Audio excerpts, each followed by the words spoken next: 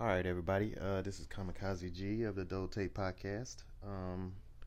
Yeah, in today's episode, I initially uploaded it with the new song by Kendrick Lamar's called Humble.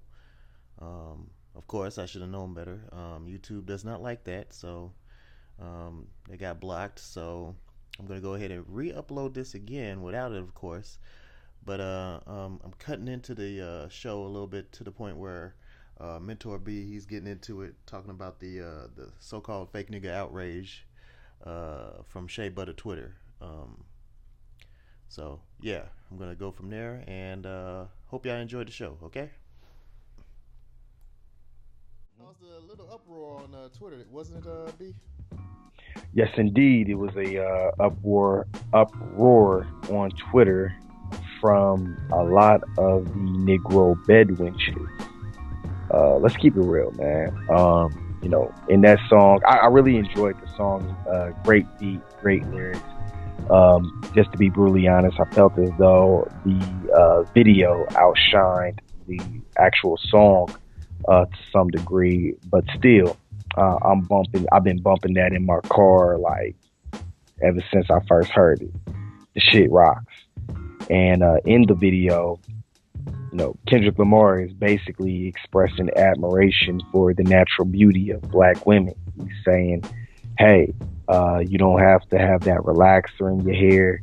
You don't need any Photoshop. You don't even need any makeup. You are imperfectly perfect.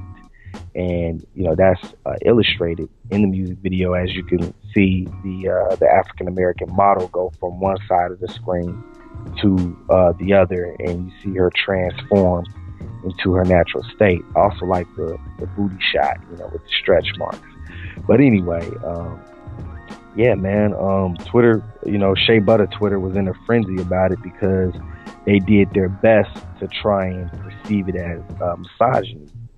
And one woman, she tweeted something to the effect of, Kendrick Lamar needs to stay out of black women's business. Whenever he attempts to do so, it's whack and trite. Another one said, I like my misogyny straight up, not with dashikis and incense, camouflage. And I had to, and I know that it's trolling, because these Negro bedwitchers are influenced by white supremacists, and white supremacy is basically a culture of trolling. But sometimes it's like the shit just compels you, and you just want to be like, hey, yeah, do you even fucking know what misogyny means? Kill yourself. But we all know when it comes to those Negro bedwenches, they're nothing but white dick huggers. It's like, stop tweeting and put a dick in your mouth, a white dick in your mouth. But enough of them. Let's talk about some of the things that we're going to get into tonight. We're going to talk about Trump, Syria, how white folks feel betrayed. We're going to talk about Ferguson, Missouri, black people's lack of common sense, them being subscribed to religion, and actually talk about my occupation to some degree. But also, I don't want to forget, shout out to Kendrick Lamar. So I hope that album does well, and I definitely plan on copying. I don't plan on downloading. For all you listeners out there, make sure that you copy. I support black artists. So anyway, let's get into Trump. Kamikaze G, did you know that Trump will actually profit from this military strike? Of course, man. War is all about money anyway, so we already know this. Yeah. And Trump is like the capitalist supreme to be in that position. Mm-hmm. So you're going to see stuff like that. Go on. Yeah, no doubt. Well, ever since he's been in office, he's used the office to enrich his hotels. And, we could talk about, a lot of times we refer to Donald Trump as an idiot. He's stupid, but I think we do that in order to feel better about ourselves because we highly dislike him and we know how much of an asshole he is and how much of a white supremacist he is. But the guy is far from stupid. the type of missiles that he used in the military attack are called Tomahawk missiles, and he actually has stock in these missiles. The builder of these missiles is a company called Raytheon, which ironically my dad once worked for this entity because my dad's a manufacturer engineer, so he worked for Raytheon back in the day. And according to Business Insider, when he shot these missiles, they really didn't do a whole lot of damage. As a matter of fact, let me go ahead and quote the article. 1 second, let me look it up here. Y'all bear with me.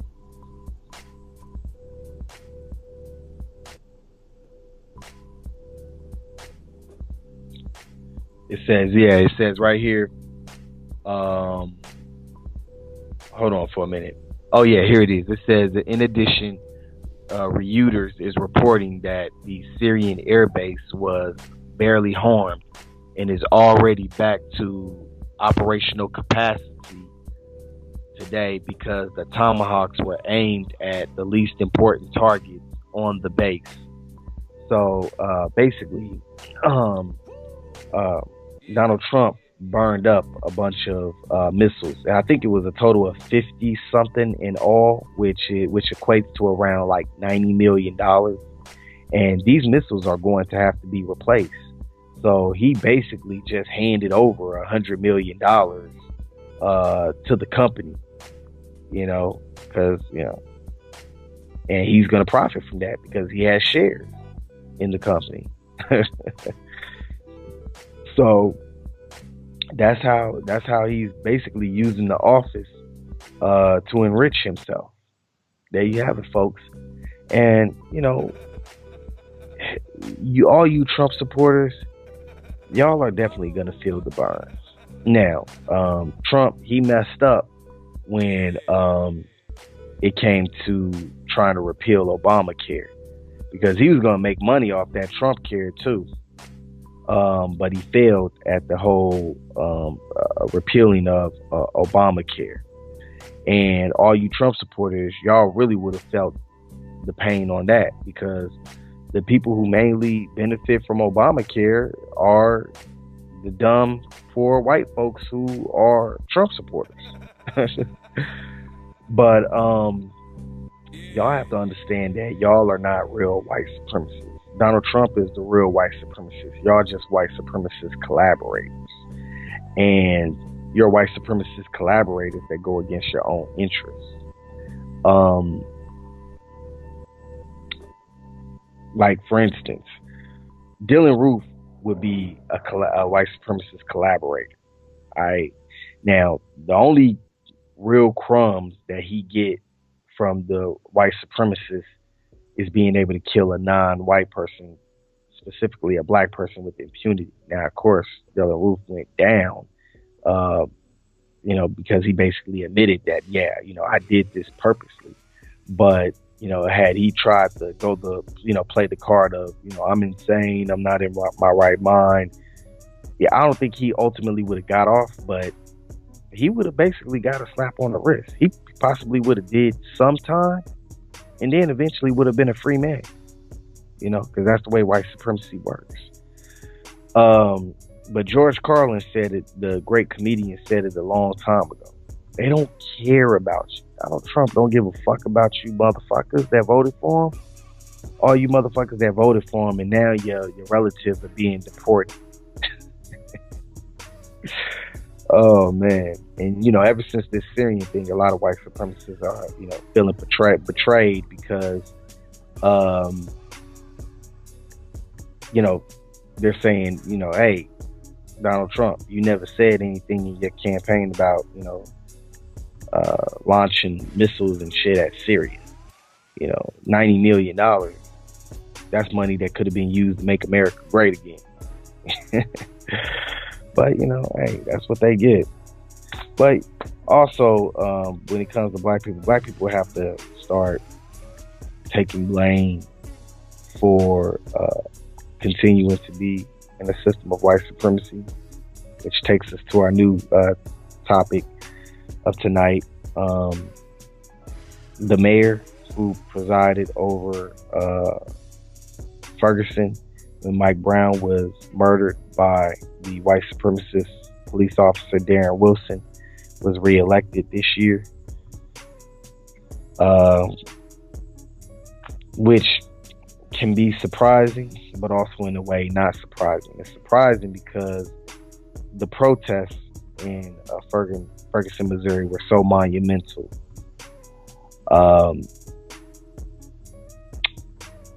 But then, and then what also makes it surprising is that town is 70% African American.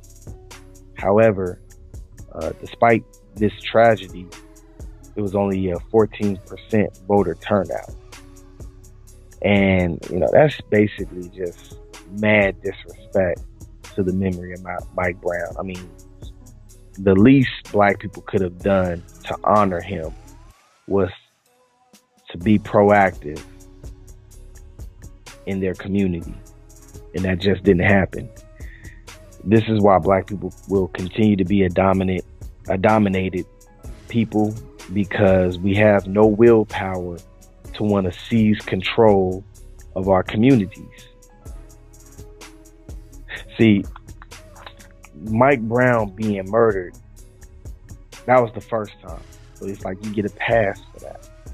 Because it's like, oh my God, we can't have faith in the system. They don't value our lives, and all of that. Well, now if it happens again, you can't express opposition to white supremacy because you know what you're dealing with. It happened with Mike Brown. So if another young African American boy gets murdered by white supremacists, well, you didn't take action the first time. What do you expect? I mean, these are the cards that you were dealt, black people. This is what you have to understand. This is your predicament. All right? You're dealing with a group of people who are threatened by your mere existence. And because they're threatened by your mere existence, it has motivated them to do everything in their power to subjugate you. All right? Now, it's up to you to stop it. And if you just sit there idle, what the fuck you think is going to happen? They're going to have you under control. What are you going to do? Pray on it? That's another thing with black people. Black people need to stop subscribing to religion. I don't give a fuck how long your family, your ethnic group been doing it. I don't give a fuck. Whether it's Christianity, Islam, Hebrewism, I don't give a fuck about that shit. Black people worldwide do not need to subscribe to no fucking religion. Wanna know why? Because it gets in the way of them having common sense. Black people ain't got no damn common sense.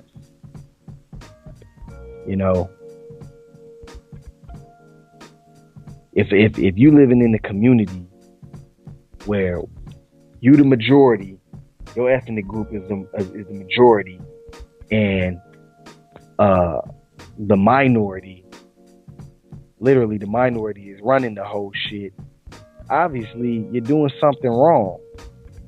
And you need to be a little bit more proactive, more politically proactive in your community and take control. But no, black people continue to be politically ignorant from generally speaking, thinking all you have to do is vote for the POTUS. You don't have to vote for no Senate or no state representative, no local community.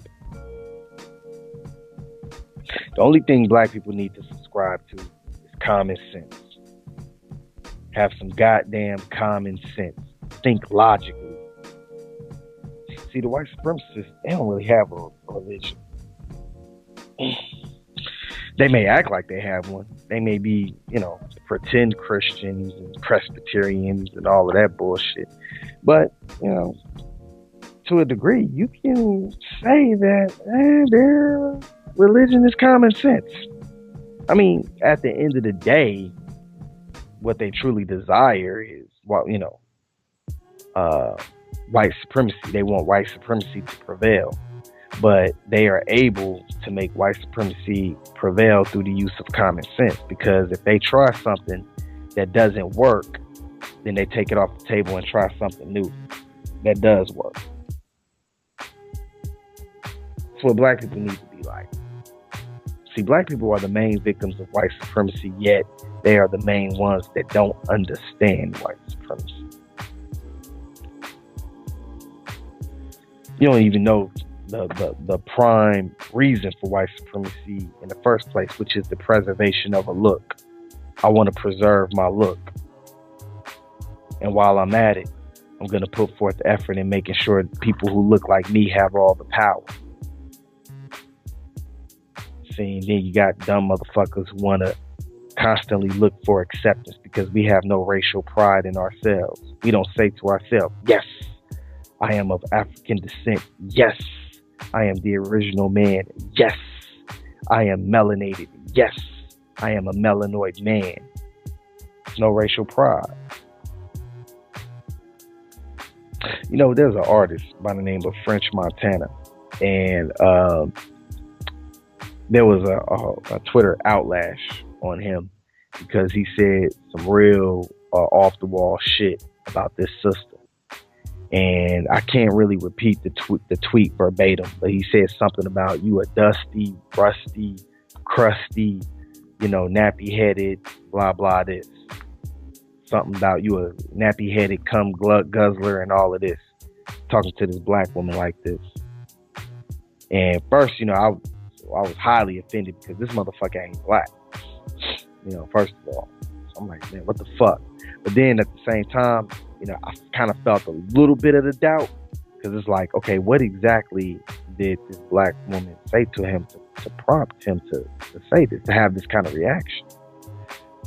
So I get a look at the sister that said this. I see a picture of her. Hey, y'all, this is a beautiful sister. A young woman. I say like she was just dark enough to be considered dark skinned, like myself. Very smooth brown skin sister. Her braids were nicely done. Very easy on the eye, very nice to look at. And I looked at her tweet, and she said something to the effect of, French Montana thinks people care about what he thinks. That was it. I mean, that ain't even really... Why would you even respond? I mean, you supposed to be a star, a celebrity, and you paying attention to that? So I had to tweet the motherfucker. I was like, you bitch ass, racist, Arab motherfucker. You know what I'm saying? Just because you seed up black pussy don't give you a pass. Garbage music making motherfucker. I said something like that. Because the nigga, bitch ass nigga, is born in Morocco or whatever. And then, he claimed that he got a son that's black.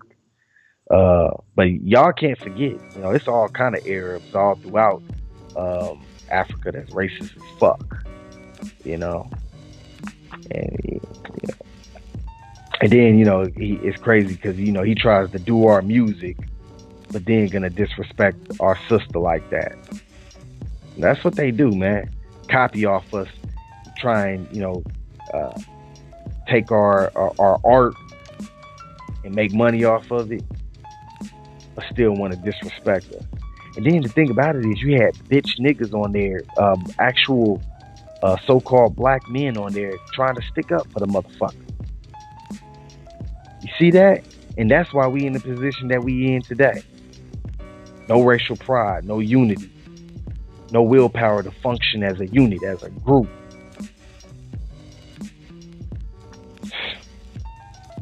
It's real frustrating. No fucking common sense. None whatsoever. All right, now let's move on. I want to talk about my job real quick. Um, for all 30 of my listeners out there, y'all should already know that I work for a charter school. And let me let y'all know the difference between a charter school and a public school. Public school is basically government ran. A charter school is a school that's privately ran with government money. Okay. Now, the charter school that I work for was founded by a black woman. And this school that I work for, we got some schools in Northeast LA and in South Central. And LAUSD um, has basically, you know, voted to have those schools closed because they decided to not renew the they decided to not renew the state funding for these particular schools. And if these schools don't get any state funding, then it's pretty much a wrap because they don't have any more money to operate. Now, before I go further, let me say this: these schools are high performing. The kids that go to these schools, African American and Latino. And I know that there's no real correlation between blacks and Latinos, but also you have to remember, in here in Los Angeles, over the years, there has been a substantial increase in the people produced here who are half uh, Latino and half African American. You see, when you have the type of populations that we have here in Los Angeles, it was bound to happen. So we have a lot of children who are of African American and Latino descent. The homeboy, my best homeboy that I grew up with in Compton, I went to school in Compton with. He was half Mexican, half black. You know, so this affects not only the African American students but the African American Latinos here, and they go to these schools and they outperform all the other surrounding schools academically. And these are socioeconomically deprived neighborhoods that these schools are in. So why would they want to close down these schools, yet they're serving the community more than adequate? Well, they claim it's a mismanagement of funds. Supposedly 1.5 million was transferred from one account to another, and they claim it's not enough transparency, like where their money go. Yo, man, peep game. At the end of the day, who give a fuck? All right, these schools are high performing. These schools are making these kids great. We have top tier teachers who are turning these kids into leaders of our society. I mean, at the end of the day, isn't that what it's all about? Right? So, also, I forgot to mention the founder of the school. If I think I mentioned it, but if I didn't, just in case, the founder of the school is a black woman. Now, some of my elders, some of the people I look up to, my mentors, my teachers, African American educators who work for LAUSD for years, told me that there's white people who are founders of charter schools, and they do the same shit when it comes to their paper, and they don't scrutinize them like that. But when it comes to us, it's always an issue whenever we doing our thing. And that's why we need to become 100% independent. Now, for any listeners that's here in Los Angeles, there's going to be a meeting on April 9th. And over on Crenshaw and Slauson at the U.S. Bank Community Center at 3 p.m., we're going to have a meeting that's in regards to black empowerment, starting the black economy, specifically starting a 100% independent black-owned school. That's what we need. See, because if we have something like that, then we can teach our kids Spanish, Swahili, all that stuff. We can give them the real deal history, teach them about themselves so that they have pride. See, what we need to put our focus on, we need to put our focus on the kids. and have them have pride in being black, racial pride. You are African. You are of African descent. You are original people. And then once we instill that pride, we can finally get black people functioning as a unit. All right. All right. Was there anything that you wanted to add to the discussion, G? Well, yeah, I heard all your points, V. I know you were talking about what was it, being independent and everything. My biggest thing, man, and I know how blacks are apathetic in things, and I come more from the side of the apathy, you know, to be honest with you. All right. Because I mean, okay, we're like they say, America is basically the Matrix, man. There's so many things programs running to make us feel, you know, with our, you know, our minds being with the low self-esteem, the self-hate, all of these things, you know, lack of knowledge of self, all these things. You go to school, what do they teach you? Nothing about yourself. You watch Right. TV, what do you look at? White standard of beauty. Mm-hmm. Okay? Mm-hmm. What is power? What is power? It affects your way of life. Like you express your way of life onto somebody else, and they naturally won't express their way of life because their systems has caused them to conform into their system. You know what I'm saying? Mm-hmm. Mm-hmm. So that's what power is, and that's what this so-called Caucasian has done. You know, making us, our whole life is basically predicated on their point of view. Well, I mean, and the thing about it is, you know, who the fuck are they? That's They the they thing. eat, they eat. Yeah, who are They they? breathe air. They shit. They smoke. They Okay. you know they got to do the same shit that we do. They ain't nobody. They ain't nobody. But You know what I'm saying? like you said, they are organized and they know the That, system. that's all that that's all they are. But That's all they are. They're but organized. yes, That's the thing is how we're going to combat this is from a grounds roots level. Like you say, you have that meeting in L.A. That's a good start, discussing things. But we've talked about these things so many times. I mean, like you were even saying that they even came down on y'all and try to disrupt the whole thing in regards to closing the schools. So I mean, I don't know. To me, I feel that the so-called black person is like a domesticated lion. You know, it's a fucking tiger at a circus show. You know what I'm saying? well, You throw him back out in there wild, he ain't gonna know what the fuck he's gonna do. You know what I'm saying? That's what the black man is. well. The point is that at this point, black people need to be concerned with taking the white man's power away from him. by using his own stuff, his own devices. Well, by basically doing everything that he fears. I mean, think about it. There's a reason why he created a law that it was illegal for black men to copulate with white women up until 1969.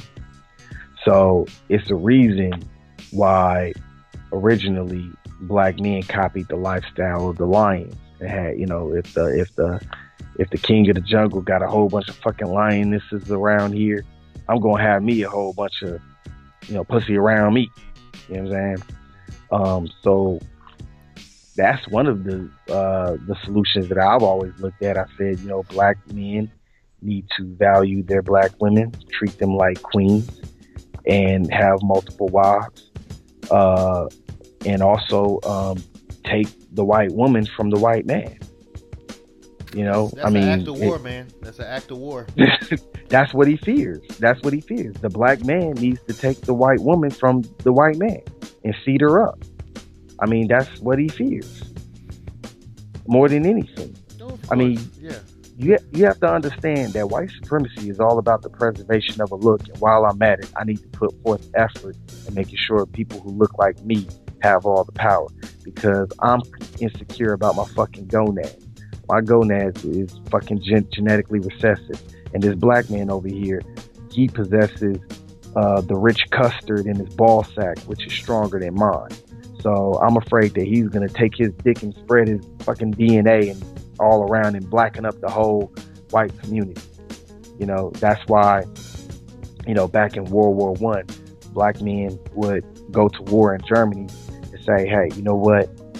In order to get this white man, in order to get this white society to accept me and to respect me, I'm gonna go ahead and put my life on the line and fight for this country that disrespects me and treats me less than human. And you know, when I come back, you know, if I come back, if I survive, I'm a hero, and they're gonna have to respect me. And what happened? They was lynching niggas in their suits, you know, with all their medals and, you know, things like that in their military suits. They were lynching. Why? Because at the end of the day, you still black. I mean, let's just keep it real. At the end of the day, it's like, yeah, you patriotic, you put your life on the line, you know, for this country, you fought for this nation, but you still got them black dick and balls. And I'm threatened by them black dick and balls, and I don't want you sticking that dick in a white woman and fucking busting vicious nuts in the placenta of a white woman. So I'm gonna lynch you, cut off your nuts. And this is what they literally did. Because at the end of the day, it has absolutely nothing to do with the character of a black man, whether it's good or bad. It has everything to do with your fucking existence. They're threatened by your existence. That's why they say the darker you are, the more threatened. So black people need to understand that. And it's amazing how black people to this day don't understand it. And it's like, I can't say that shit enough. It's like, is that shit seeping through the fucking skulls of these black people? You know? So you have to take their power. You have to take their white woman. You have to take their money. You have to take their political position. You have to take it. Because that's essentially what they did. Yeah. But so, essentially, this is still under their systems. That's what I'm saying. It's their money. It's their Congress. This whole fucking society was built on the exclusion of you. Only for you to be a fucking slave, okay? Yeah, but you got to take it. But see, that's the problem. You have to flip your mind around and say, you know what? I need to make them my slaves. So how you gonna do it, man? Well, first, the thing about it is, that's the problem. Black people are constantly concerned about, okay, how are we gonna do it? How are we gonna do it? How are we gonna do it? First of all, we need not be concerned with that. What we need to be concerned is having a fucking genuine desire to do it. As long as you got a fucking genuine desire to do it in the first place, the shit is gonna come to fruition. White people are less than 10% of the world population, yet white supremacy dominates all areas of activity globally. Right. Exactly. How did they do it? Because they fucking thought it. They believed in it mentally. So you got to get it in your dome first and want that shit. And if you want it, then it comes to fruition. And black people, we ain't even organized enough to get out and vote and take control of our community after a fucking racist cop blasts our youth and blows his brain out. Look at Ferguson.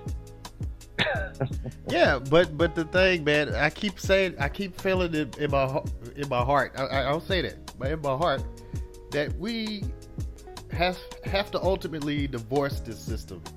But I don't think people are willing to sacrifice. Well, no, what you're saying basically, I get what you're saying. You're saying basically live a totally different way than how we're living right now. I'm saying get back to our natural minds. Exactly. But no, before you can do that, you have to first take over the system that you're in. So it's like, okay, this is the system that we're living in. This is how it's running. Okay, so we need to take over this system. Okay, we need to take over this system. It's an act of war. They got weapons. And then once we take over this system, and we conquer this genetically recessive people, once they're conquered, then we can do what the fuck we want to do. Yeah, okay. I get you on that premise. But the thing is, how we gonna do it? Is it gonna be like we gonna get some squiggly lines and a little flag and become the new ISIS or some shit? Or what? No. You know what I'm saying? Shit, because Well, first of all, you gonna have to fight militarily. These motherfuckers are all about military, because that's why you see bombs and shit, because their whole thing is based. That's why so much money goes towards the military. You know what I'm saying? Because they're trying to maintain that shit. So well, yeah, if you're trying to do all that, you gotta be ready for a fucking fight. You know what I'm saying? Well, the thing about it is we have to be on code, and we can have militia groups and protect our communities. That's what I'm saying. Niggas go turn it to niggas will have to turn it to ISIS or some shit. If for real, to be honest with you. Well, we have to have certain militias, and we have to have a no tolerance. We have to have a no tolerance policy, and we need the sisters to be on code as well. So when we kick off in a white man's ass, you know what I'm saying? Black women, you don't be fucking protecting them and shit, trying to jump in the way and shit, but we have to get that code of conduct, because white supremacy is a phenomenon. Yeah. They have a code of conduct. It's all about the preservation of a look. Yeah. A white man in Canada, they know what to do. You could put a white Canadian in a room with a white Australian, and at the end of the day, they know what the deal is, because they're gonna abide by that white supremacist code. Black people, we don't have a code of conduct, whereas we have this racial pride where we want to function as a unit and respect each other and feel good about wanting to give your legal tender to a black businessman or businesswoman in exchange for a product or service. We don't have that. That's something that we need to develop. Well, like I was saying, the question is why and how we're going to do it. I say the thing is we start at a grassroots level. You start with yourself. You expand to your family. You expand to your neighborhood, and so on and so forth. Well, what we also have to do is we have to. I think another way to start is create a membership. Some kind of membership, because niggas, coon ass niggas, they ain't gonna be affiliated with no legitimate black movement. Right. We have to purge ourselves from the coon motherfuckers. Just like in Haiti, the Haitian Revolution, there were coons. Right. And the black Haitians, they killed the coons like they were supposed to.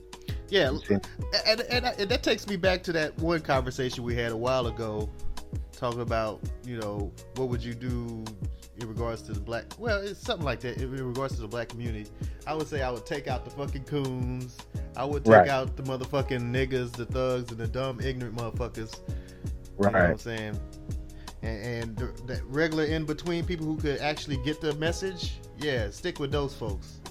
But you got to take the extremes, the polar opposites, the bourgeoisie motherfuckers who are the gatekeepers to this bullshit. Right. And the stupid, ignorant, dumb motherfuckers, who keep shooting each other just because they don't have any kind of self-esteem, So. Well, yeah, because this ain't fucking 1937. This is 2017. We live in an age where information is readily available. Right. At this point, no black person should be ignorant. Every black person should have knowledge of self at this point. We getting to the age whereas the blue collar jobs is going to be coding. That's going to be the blue collar job. Yeah, everything's about to be automated. So the lower class. The lower class is going to get more increased if you're not educated, or so to speak. You know what I'm saying? So, and the middle class is definitely depleting. So we getting more technologically advancing. There's no way in hell we need to continue to be subjugated as a people in a technically advanced era. That's fucking embarrassing. That just makes no sense for black people to not have racial pride at this time. And you get a lot of dumb stupid niggas that say, well, we're outnumbered, dumb nigga talk like that.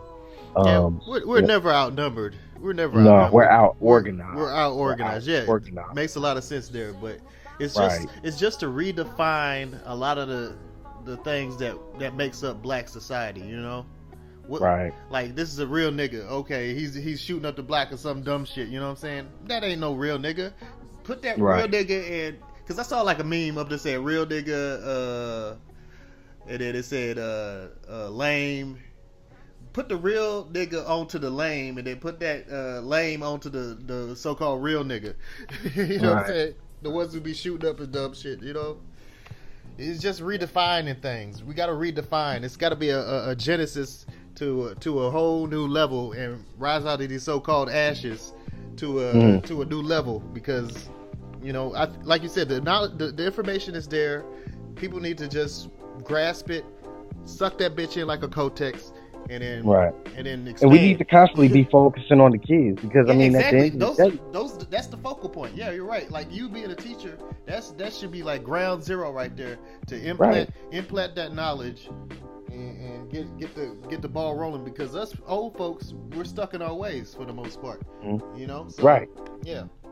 Yeah, you know, when I was teaching over in Inglewood, you know, I was teaching, I think it was John Vernon story, and you know, I was teaching those kids, you know, about white supremacy and how it worked, and you know, trust and believe those kids, because you know, a lot of people don't know Inglewood. For those of you who are not familiar with the LA area, Inglewood is one of the few suburbs that is not yet dominated by, you know, Hispanics. It's still a majority African American community.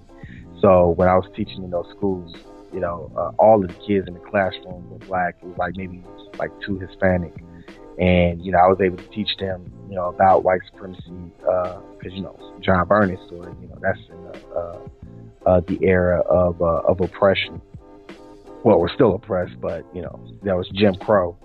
And you know, after teaching that lesson, trust and believe, none of those kids are gonna, more than likely, none of those kids are gonna grow up to be coons, because I was in that class with a teacher by the name of Miss Hawkins, Miss Cassandra Hawkins. Shout out to her. I'll see her on Sunday. And anytime you got, you know, the older generation black teacher there, along with the younger generation black teacher, I mean, you get you being hit with an onslaught of information, and that's what we need. You know, we need this all around the nation. We can get to the kids and raise these kids up to have a code of conduct. We can finally make some moves. Right. See, the thing about it is, it can't be overnight, man. It's got to be a generational type thing. It ain't gonna be overnight. That's the thing. As much as I would love to see that shit happen overnight, it ain't gonna happen. It ain't gonna happen. Nah, it has to be a generational type thing. Yeah, it's incremental, and you just gotta build upon the last generation and get it to a certain level. Because that's, I mean, like, basically do the China model, you know, the China model, because they were desolate and oppressed and fucked over. And then they just, you know, like you said, take a focus on doing certain things. And each generation, they got to a certain point, they're basically a world power, maybe on the cusp of being the top world power. So, you know, that's a pretty amazing feat, because they hunkered down and focused and you know, unity. But we're behind enemy lines. That's the bad thing about us. We're behind enemy lines. But see, and that's why black people, African Americans, should have already made a connection with our brothers and sisters in the motherland a long time ago. But let's keep it real. We only 12% of the population here. So the amount of people here, we should have been made that connection. And those black people should have already been, you know, saying, getting knowledge of self, getting that racial pride going as well. So, Who you talking about, the Africans or what? Yeah. Well, yeah. I mean, but like I said, it's like when I went down to Nigeria a few years ago, all I saw was white Jesus in every household I went into. And these motherfuckers are praising white people so hard, it's not even funny. Talking about coons, Africans are some serious ass coons, I swear to God. Damn. But yeah. You know what I'm saying? Now we just need to educate them too, to know about what's up over here and all that stuff. I think it's coming along. I mean, the younger generations, they're being more aware of these things, and that's a good thing. But like you said, it's going to be generational, and it's just building a network and weaving it together. You know, Right. from Hmm. all over the world. You know, there's people who got Right. this knowledge. I mean, the internet, like you said, it's worldwide, like they say. So, you Hmm. know, it's just connecting the dots and building a network and a web where we could actually get something going. But you got to watch out for the enemy. We got to have people for them. We got to have people for that. You know what I'm saying? So, Right. it's crazy, man. But it can be done. It can be done. Oh yeah, most likely, man, dude. If every black person in the whole entire world did exactly what I told them to do, white supremacy would be long gone in less than 6 months. It would be gone because Neely Fuller said it himself. Whatever is created by man can be destroyed by man. So, and this is what white supremacy fears. They fear, the destruction of their movement, because that's really all it is. It's a movement. It's a Yeah. code. It's a code that's continued to pass down generationally. So, they have to maintain that code, and they're constantly on edge about losing it. The Yeah, I numbers mean, are dwindling. yeah, but eventually, like you said, yeah, birth rate is low, and Yeah, I mean, it's either by us or by nature. They're gonna be gone soon it's enough. it's a little bit of both. It's a Yeah, little it's bit a of little both. bit of both, but ju- in the long run, it's gonna be over because that's just how things are. It has a shelf Well, life. what they really want, and the thing about it is the because of what's happening, it makes them become even more brash. Yeah, So exactly. now, Yeah, they're not gonna give this shit up willingly. You know what I'm right. saying? So Well, what they really want is genetic annihilation. That's what they really want. genetic annihilation of us or them? Yes, yes, us. Us. Well, That's yeah. Unless if they go fucking crazy and ape shit on us and fuck up the world, yeah, maybe. yeah. I believe that white supremacy is so They're fucked up that to the fucked up, point yeah. whereas they will actually kill themselves, Yeah, trying to kill us. have the nuclear option. Yeah, So, yeah, that's just how fucked up that's they how are. fucked up they are. That's just how fucked in the head that they are. And I had to tell Richard B. Spencer, the white supremacist of the alt right, of Breitbart. I basically tweeted him and said him, hey, you're fucked in the head. Yeah, pretty You know, yeah. Of course, he ain't gonna Yeah. respond. He got it. He Now- got my tweet. See, now they're the ones who really don't have an identity. So, they really don't have an identity to anywhere. So that's why they take shit all the goddamn time. Try to find Right. themselves. But like you said, it's an inferiority complex imposed as so-called superiority, but they ain't shit for real. So that's the problem. I mean, that's the thing. So, yeah. Yeah, all they have is just they have an outstanding code of conduct. Right. That's all it. They're Their organized. code of conduct is Mhm. outstanding. Mm-hmm. It is unmatched. That's Yeah. it. Yeah, we got to have the code breakers. We got to have those too in regards Mhm. to we got to have a counter to everything that they do. That's the thing. Counter media, counter. Well, one thing is you can compromise white supremacy to some degree with money. That definitely works on some. So that's why we need black people. The black economy needs to constantly get their paper together, and you can buy white supremacists that are in position of power. You can actually buy them out. But of course, you can't let that be your only strategy. Of course, we have to have other tactics as well. Right.